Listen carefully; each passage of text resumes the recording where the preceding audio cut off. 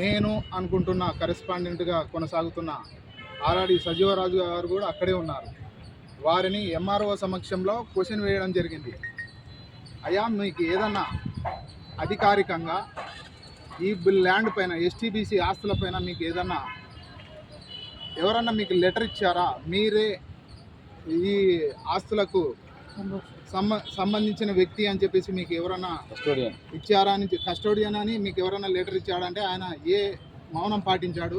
అలాగే ఎంఆర్ఓ గారు కూడా ఆయనను ప్రశ్నించడం జరిగింది. మీకు ఏదైనా ఎవిడెన్స్ ఎక్కడి నుంచి వచ్చాయి మీ ఆస్తులు అని చెప్పేసి ఎంఆర్ఓ గారు అడిగితే కూడా ఆయన సమాధానం చెప్పలేకపోయాడు.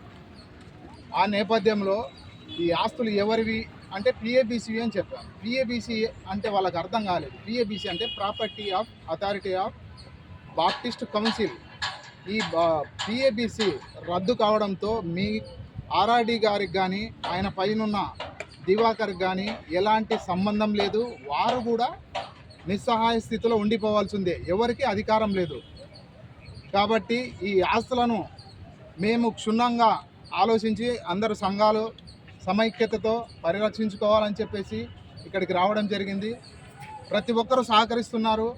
అక్కడ ఎంఆర్ఓ నుంచి సమాధానంగా మేము వారు అడిగిన వారు సార్ సరే వారికి అధికారం లేనప్పుడు మీకు కూడా అధికారం ఉండదు కదా అంటే, సరే మాకు కూడా లేదు సార్, మద్రాస్ హైకోర్టు వారు CS 124 జడ్జిమెంట్ కాపీ ఇచ్చారు, దాన్ని బేస్ చేసుకొని మేము మాట్లాడుతున్నాము. వారు లీజుకి కానీ అమ్మడం కానీ కొనడం కానీ ఎవరు జరగకూడదు.